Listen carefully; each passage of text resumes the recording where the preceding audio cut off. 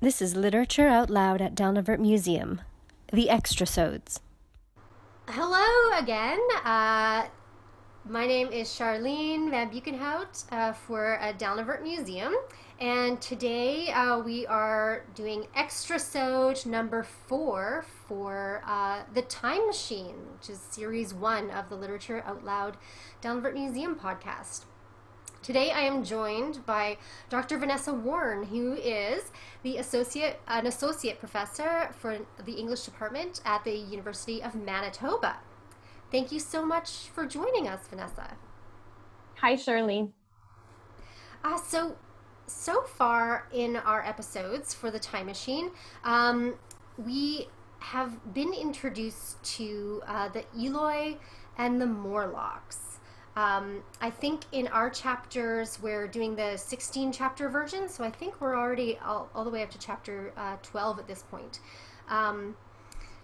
So this is a whole future of England that H.G. Wells has introduced us to. But can we first talk about the Eloy and that population, and maybe talk about Weena in particular? Sure. Maybe we'll start with the Eloy generally because they are fascinating. So when we first encounter them with the time traveler, they seem very peaceful, childlike, really positive. They place a garland of flowers to welcome him around his neck. They are kind of curious, but not, it seems, particularly intelligent. And then they have some really remarkable characteristics in the sense that they're very small, petite people, very slight, childlike in size. And one of their characteristics that's really notable is you don't have a strong sense of sex difference, of male versus female. And even the children apparently just seem like slightly smaller versions of the adult Eloy. So they're not a very differentiated community. They're quite androgynous. They're kind of without age. We also learn, which is worrying, that there's no elderly Eloy and there's no kind of infirm Eloy, like ill or disabled individuals in this community. So the Eloy look pretty good. They look quite leisured and refined. They enjoy their lives. They dance, they sing, they flirt, they swim, but there are some troubling realities behind that. And as we get to know Weena, the kind of character that the time traveler bonds with, some of those more troubling aspects become clear. So we find out, for example, that Weena is like a child, afraid of the dark. We find out that she's illiterate. She can't read. Even the inscriptions on the buildings, she has no idea what writing or reading is. She's carried around by the time traveler like a child in kind of complicated ways. And Charlene, as you suggested, we're going to call her female because the time traveler does. He will call her like his little Weena and his little woman. But even he's a little bit vague on her gender identity, on her reality as an adult woman Eloy. So the Eloy are a very complicated lot. The one thing we can say that makes Weena like non-representative, like different than the rest, is her loyalty. The rest seem to be kind of like, oh, look, it's a time traveler. Oh, look, it's fruit. Oh, look, it's flowers. Whereas Weena concentrates on him, creates a kind of bond of gratitude. He's rescued her from drowning. All the other Eloy just kind of watch her float down the river and he'll intervene. So, she seems like a distinct representative of this group in some ways. So she's both like Eloy and not like all of the other Eloy. And there is a bond between them. She's made brave by the relationship. She'll take risks with him. And they have this kind of 8 days of connection together in this very distant future. Wow, yeah, she does seem like she's got something else to her than the rest of the Eloy, which is why we feel connected to her too and listening. So it's interesting about the Eloy, like they don't, like you said, they're very leisurely, but they don't make things. And like as humans, that's kind of like our thing. there's no machines, there's no buildings that are theirs that they had made. Like they don't make their clothes or shoes. So what can you tell us about like what does that tell us about this community? Yeah, well, it seems so idyllic, doesn't it? Like I can hang out, you know, and eat fruit all day and not have to labor, not have to work. Where are the factories? Where are the stores? They don't seem to own property, and they don't seem, going back to your point about like buildings and things that they build, they don't seem to have houses. Like the time travel will tell us that the individual house, but also the household, like the family unit and any kind of attached servants, doesn't exist anymore. They live in a kind of communal world where they all get together and sleep at night in big old ruined buildings instead of going to individual homes. And so this, on the one hand, looks great, right? Like the narrator will think, oh, it's a communist paradise that's developed, right? No more strife, no more conflict, no more war, no more silly battles over property. Like it's this kind of ideal world.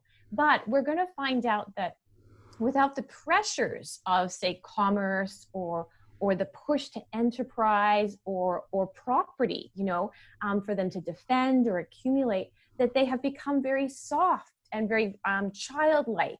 And so they don't make anything creatively or industriously. And while that looks very appealing initially, we find out it's a kind of sign for us to be very suspicious about, and it will prove to be kind of a nightmarish condition. So it is super important, as you point out, that even their like lovely tunics just seem to appear magically out of nowhere, as does their food and their sandals. So it looks really good. And we're set up as readers to be quite enamored of this before kind of we come to some darker realizations. Mm-hmm. Yeah. So exactly what you said. Like their food just kind of appears for them. They don't even cook any of their meals. Yeah. And in fact, like the Eloy are vegetarians, we would call them, and the time traveler becomes one. While he's there, he eats eating only fruits that they have there. And when he returns in his own time, he insists on eating a plate of mutton before even telling his tale. So what is the deal with meat and meat eating in this novella? Well, this is where we say kind of be warned, we're going to give a lot away right now. Yeah. So if you're not up to speed, alert. Because complete spoiler alert, because meat is going to matter a lot. And just as you've said, Charlene, it seems like the Garden of Eden, a place where the fruit is just there and they eat it, and even the rinds disappear mysteriously down holes in their marble tables. You know, like there's this real celebration of kind of their meatless existence. And yet the first thing that the time traveler will do is down 2 glasses of champagne and say, keep a plate of that mutton ready for me. And as he's kind of confirms that he's been time traveling, he does it through a mouthful of mutton, right? So what is meat eating? Is it something we need to evolve beyond, that will become like vegetarians in the future? Or is it something we need to return to, like a biblical Genesis, Garden of Eden scenario? Or is meat eating for us like this devastating clue to the corruption of the future, in the sense that we don't, exactly as you say, Charlene, see the Eloy eating meat, but we pretty soon discover that the Eloy are meat. And when our time traveler descends into the Morlock tunnel, the subterranean world of the Morlocks, he's going to see a meal set out, and it's not fruit. It's a red piece of meat, a large piece of meat. And he wonders, like, what kind of creature is this? He's thinking all of the non-human mammals have become extinct. And so slowly we gather evidence as readers towards the kind of horrific discovery that the Morlocks are farming the Eloy. And what we've got is a case of a kind of strange, almost cannibalism that defines this society. And suddenly things make sense. Why are the Eloy afraid of the dark? Who are these strange creatures who kind of come out only at night? Where are these gifts of clothing and sandals and fruit coming from, and why? So this very dark reality is revealed, and a lot of it focuses around meat.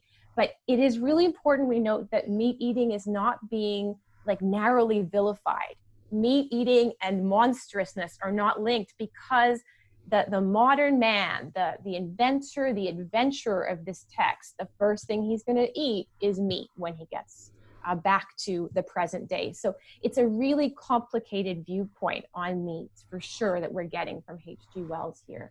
Yeah, he doesn't get turned off of meat after seeing that and witnessing it, and even like feeling his feelings about it. It doesn't turn him off. He really wants it when he gets back.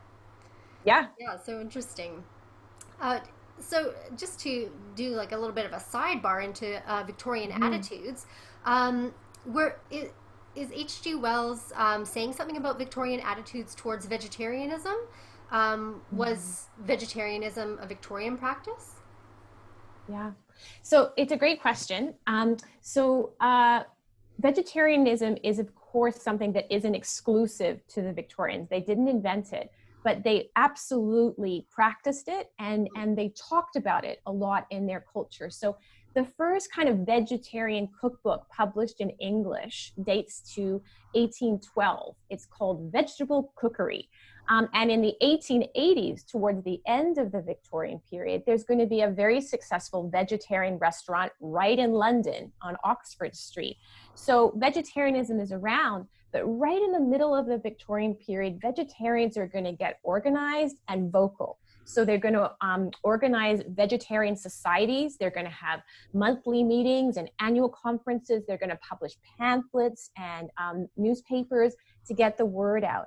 And there's some really interesting connections between vegetarianism in the period and other social movements, such as the anti-vivisection movement, the animal rights movement, and also early feminist efforts towards suffrage. So a lot of the same people were involved in vegetarianism, animal rights, a very logical connection, but also in other progressive movements like women's rights. And so we see, for example, a wonderful Victorian woman named Anna Kingsford. She was an anti-vivisectionist, and she was also a trained medical doctor. She went to Paris and trained as a doctor, and she was an author. And she wrote a treatise on vegetarianism where she suggested that becoming vegetarian would return society, she's thinking of British people, would return society back to their kind of original natural food, like to a kind of lost paradise of vegetarianism. So it's interesting, Charlene, because H.G. Wells is thinking towards the future and vegetarianism, but many Victorians are thinking about vegetarianism as a return to kind of a lost Eden, a lost past. But for sure, they are raising concerns about slaughterhouses, about the ethical treatment of animals. On the other hand, many vegetarians are talking about health and being healthy, and they're arguing that a plant-based diet is a healthier option for the modern human. So lots is happening for Victorians on vegetarianism, for sure. And that's kind of echoing things that we are learning or accepting these days in 2020 Yes. about having a more plant-based diet. Yes. It's healthy for the world and for your body. And yeah, okay. I didn't know that about Victorians, that they were into vegetarianism. That's so interesting. Let's move on to get a little bit of the morlocks in here. The time traveler sees this relationship between the upper classes and the working class people of his own time, of Victorian times, as the starting point of the shocking realities of the Eloy and the Morlock life. And we just found out what the Morlocks are into. So what do you think that H.G. Wells is saying about class structure in this section? It's very, very complicated and messy, for sure. But he's definitely putting forward the possibility that this very distant future is a kind of zone for revenge, that the exploited, oppressed, laboring classes have had their justice in the end, in the sense that while they've been pushed underground, we might want to be thinking about coal mining here. While the Morlocks are also the people with the machines, we want to think about factories. Well, these people are these distant descendants of people, the Morlocks, are laboring. They're linked with technology. They're linked with practices around kind of commerce, right? They're also quite literally eating the rich, right? In the sense that the kind of leisured, aristocratic, not laboring, idle, wealthy are, the time traveler proposes, represented in this future. Their descendants are represented in the future by the Eloy, who have lost their verve, who've lost their intelligence, who've lost their ability to defend themselves, and essentially become cattle. So that, interestingly, in a world in which very few working class people could afford meat on a regular basis, they are now carnivorous, and that carnivorous energy is linked with a kind of revenge. Like, they've been repressed, they've been mistreated, and now they're coming back and having their way with the former masters. So when we arrive in this world, understandably through the eyes of the time traveler, we think, oh, it looks great to be Eloy, because it looks like being a rich person who just hangs out in their garden and eats fruit, and doesn't worry about paying the bills, or the rent being due. But when we start to kind of unpack it, we see that one of the messages the text sends is that kind of inequity is going to get you in the end, that you'll pay the price, that future generations will pay the price for those abuses or inequalities. But also kind of the suggestion that work is good for you. Like, work keeps you aggressive and creative and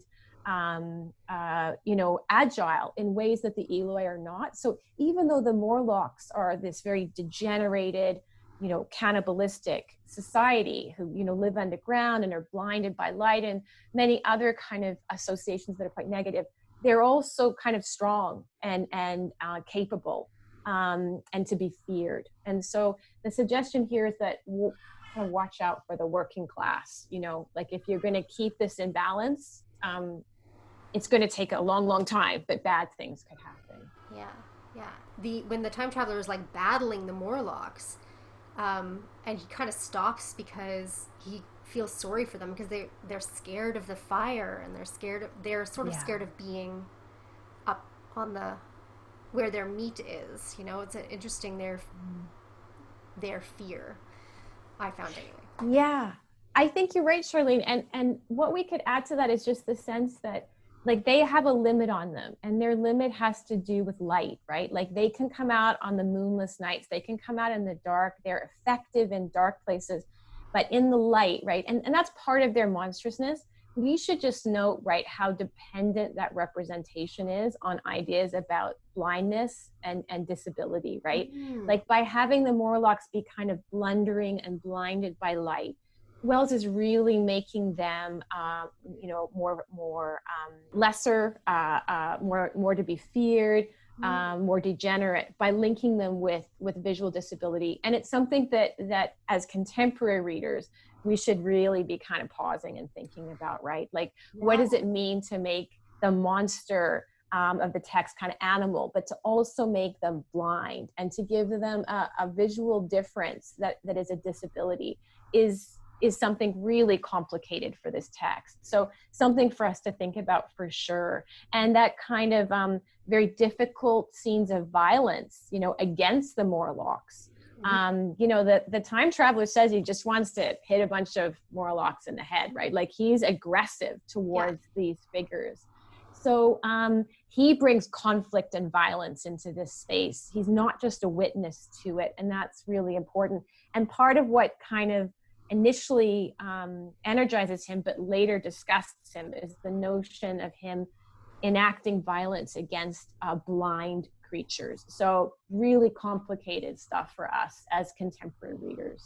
Yeah, I felt his anger and violence towards just his behavior was more troubling to me than the thing that the Morlocks and the Eloy had set up. You know, it's like that's their life. Yeah. That he's coming in and being disgusted by everything, and it's not really his place to do that. Yeah. It's troubling. Then again, they are trying to eat him at a certain point, right? Like, Well, that's what they do. yeah, it's what they do. Fair enough. That's how they get by. I wonder if they eat fruit as well. Well, it's a great question. We know that they smell like they eat meat. Like he smells like an offensive kind of odor on them, and he can kind of smell like the iron in the blood in their spaces. So hard to say. Like they're definitely not linked with the kind of ideas we have about fruit, right? Like good for you, nutritious, balanced diet. They don't seem to Vitamin exude D. balanced diet. Yeah. Yeah. Vitamin D. I hadn't thought Yeah, about like that. I have lots of questions about like how their body is working, especially if they are not Yeah. getting light on their skin, and Yeah. lots of skin questions anyway. So, okay. All right, I don't know if that will be part of it. I'll have to look at the chapter list and see if we've hit that section or not. But okay, so we have hit the section though on museums appearing in the novel, which is such an interesting thing to have. If you don't have anything else, you have this white sphinx, and then you have a museum with no other buildings. This is the museum, the Palace of Green Porcelain, they call it. It's a ruined museum that Weena and the time traveler go to. And their visit there provides us with some memorable moments, most notably the time traveler's celebration dance in the dust that he describes in detail. So what do you have any thoughts about museums of the future? Yeah, let's talk about the museum, because you're in a museum right now, and so it makes lots of sense. So we have to kind of remind ourselves, and the story keeps reminding us that we're in London, like we're still in London. He hasn't changed location, right? So at one point he's going to say, oh, like in this neighborhood of London, as it is in my time, this is now present. And so we're kind of just moving around London. So in some ways, it's not surprising that we'd be stumbling across a museum, right? Because of the significant investments that Victorians made in museums and that our own period makes in museums. This museum is really interesting because it's a ruin. Like all of the buildings and the works of public art left over in this radically future London, it's falling apart. It's full of dust. It's broken and run down. No one goes there to do what they're meant to do at a museum. So we think of museums now, as we should, as places of conservation, preservation, education, right? Museums kind of store and protect the past so we can learn. But what in this case this museum does is it preserves the time traveler's own present. So he's seeing himself as something of the distant past. And then he's also in there desperately trying to learn about all the things that have happened in the many, many years that he's traveled through. But everything's rusted and decayed and it's falling apart. So ultimately, he doesn't get educated there. Weena certainly doesn't get educated there. But instead, he uses it as a kind of a source for weapons, right? He's going to get some matches, some camphor, a big iron bar to kind of knock the Morlocks over with. So it becomes more of a storehouse of weaponry, it's like a shopping expedition. And that's not what we think of when we think of museums. So that kind of educational, cultural role is not there. One really interesting thing is that he's excited about the possibility of a library. And then he finds that section of the museum has just all decayed to nothingness. And he starts thinking about his own work as an author. And this is like one of those moments where you can almost hear H.G. Wells kind of bubbling up, right? Where he's like, I think of all the things I wrote that no one is going to read in this kind of illiterate, distant future. So it's a very neat thing. And of course, we should be kind of thinking about this idea of how clever it is to have a museum in the future of the past. Like it's kind, you know, like museums are like time machines, right? And so the idea of the time traveler visiting a museum is just so neat. So yeah, and I'm just grateful that the museums that I get to visit are cleaner and in better shape and aren't full of morlocks like the porcelain palaces. So Yeah, it's a good reminder of the temporary nature of some of the things, like books and textiles that we preserve, try to preserve as much as possible, but they are organic materials that, yeah, over that many years. It's a lot of years. Yeah, depending on what our techniques are for preservation. Do you have anything you want to add, Vanessa, for the time machine that I didn't get to? We covered lots of ground, Charlene. I really enjoyed chatting with you about the novella. I guess the one thing I could add is if anyone knows whether H.G. Wells was a vegetarian or not, I'd love to know.